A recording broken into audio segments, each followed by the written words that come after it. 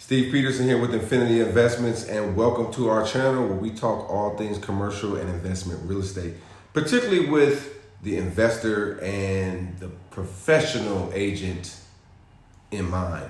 And in today's video, we're going to be talking about when does it make sense to actually pay capital gains taxes on the sale of your property. Now, I want to preface this that you know me, if you watch my videos, you know I talk a lot about 1031 exchanges. I just did a seminar yesterday on opportunity zones and opportunity zone funds and the importance of the deferral of taxes when you're making investment property decisions. However, could there possibly be times when paying taxes is not the worst thing and maybe in your favor? Yes, it is. And there's 3 times when I think it could make sense for you to pay capital gains taxes. Number 1 is when you're selling a property and the market is so steamy hot that you just get a ridiculous price, you know, maybe well above your wildest dreams for that property.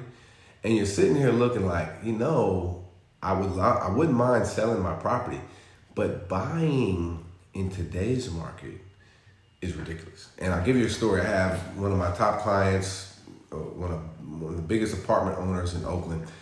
He sold a bunch of properties in 2007. Now, pretty good time to sell property. A horrible time in retrospect to buy property because, and particularly apartment buildings. We're talking apartment buildings on this one because people were making multiple offers well above asking price. There were several lenders at the time making 90%. That's right, 90% loan to value loans, and not just one. Several of them were doing 90% LTV loans on apartments. And in gaining wisdom from him, he said, look, I sold my buildings at the time, paid tax, did not exchange.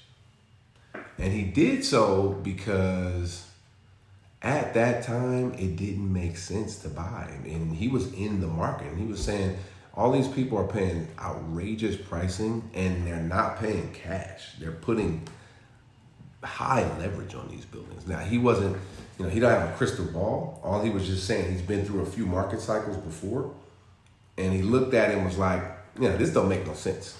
So I think some trouble is ahead. I'm gonna cash out several of my buildings, put some cash, several $1 million in cash, by the way, pay several $1 million in taxes, put that cash in the bank, collect interest, and then come back with a vengeance, which he did, starting in 2009, and he bought up half of Oakland, and it worked out really well. So that might be a good time as we talk about when is a good time to pay capital gains. He didn't exchange. Now, a lot of people sold at those times and did exchange.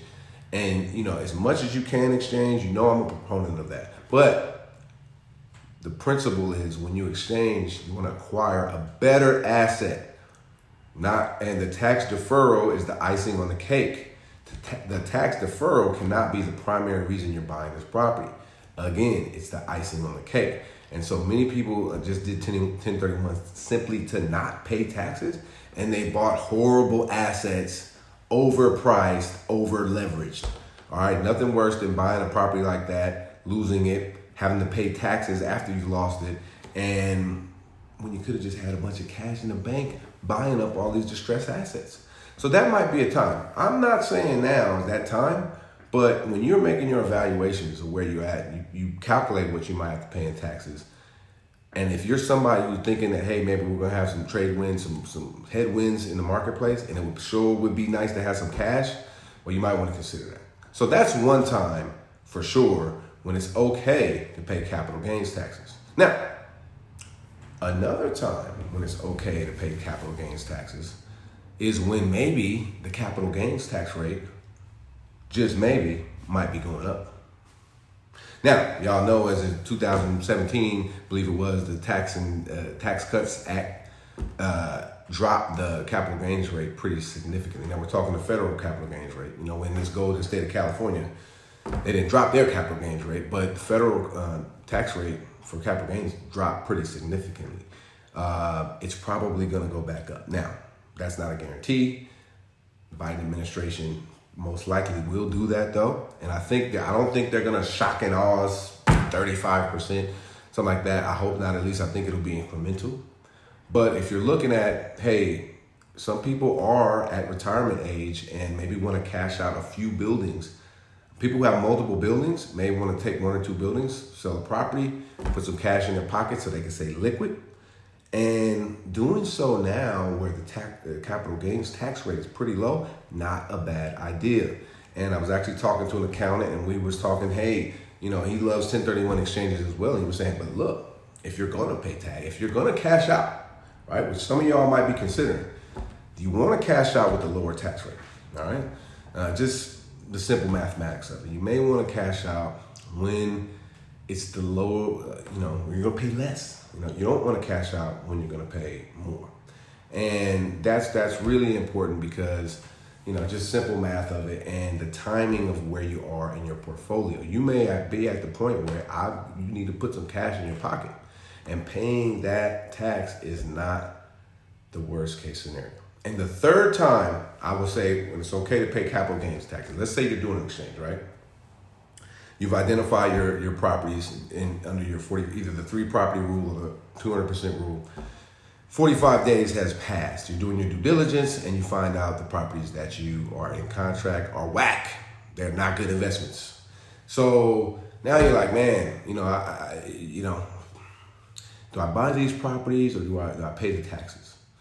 And if you've identified another opportunity, and I've seen this happen where, okay, the properties you identify, you do your due diligence, and either they're not good investments, they're whack properties, you don't like them, or, how about this, you find another property that's a home run, right? So maybe you didn't find that property during your identification period. That's the thing that is tight about 1031 exchanges. You got those rock solid deadlines you can't break.